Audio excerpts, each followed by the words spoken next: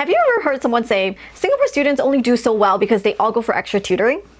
It's a common criticism, especially from the West. It's true, though, that tutoring is a huge part of student life in Singapore. But tutoring in Singapore isn't quite what people outside the country think it is.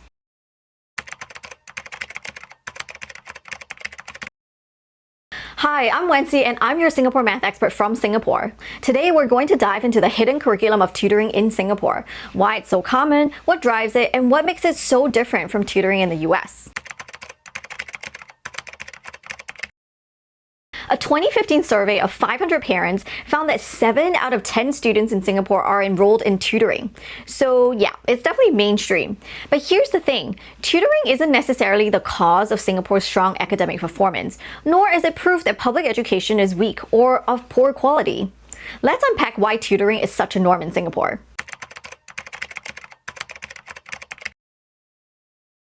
Singapore is a multicultural society, but the majority of its population is of Chinese descent. This means that there are these Confucian heritage values, such as an achievement orientation and an emphasis of education, that are deeply embedded in the society. Confucianism provided the ethical and philosophical foundation for the Chinese imperial examination system, which was a way to select government officials. It lasted for over 1,000 years before it was formally abolished in 1905. But modern versions of these examination systems are alive and well in many East Asian societies, like Singapore. Singapore's education system follows the Confucian model and is built around public high-stakes assessments. Students sit for 3 major exams in their K-12 education. The Primary School Leaving Examination, or PSLE, at the end of 6th grade, the GCE O-levels at the end of 10th grade, and the A-levels or other qualifications at the end of high school. Each of these exams determines what schools you qualify for in the next stage of your education, and ultimately your future economic opportunities. So of course Singapore has such a strong test-driven culture, and in that environment, tutoring thrives.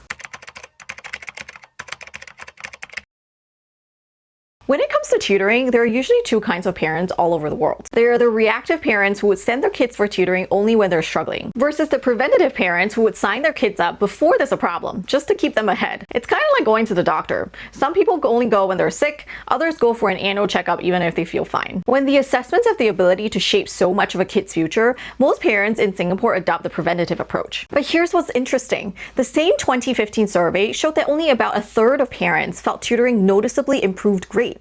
So why do they still do it? Peer pressure and competition. Parents aren't saying, I don't trust the schools. They're actually saying, I don't want my kid to fall behind everyone else. Tutoring in Singapore is also vastly different from tutoring in the US. First of all, the tutoring industry in Singapore is heavily regulated. Tutoring centers in Singapore must register with the Ministry of Education, and tutors actually go through a qualification check by the ministry. In the US, there aren't federal regulations in place for tutoring businesses. There are some local or state regulations, but for the most part, a tutoring center simply needs a business license to operate. And many tutors might only have a high school diploma. Tutoring is usually group-based in Singapore, and it looks just like a regular classroom. Each tutoring center has its own curriculum, but they all align with the national syllabus.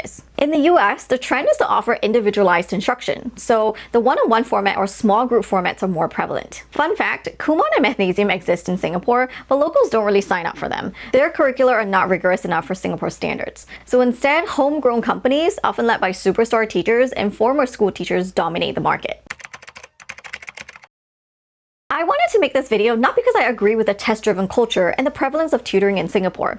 It can be really stressful for students. I actually didn't go for tutoring for any of my academic subjects, but many of my friends did.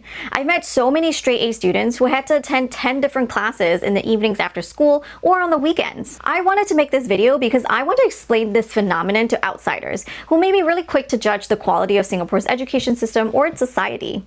There is a deeply embedded cultural layer going back thousands of years that is driving this need for achievement and supports the assessment model. The tutoring industry is often seen as a response to a failing education system.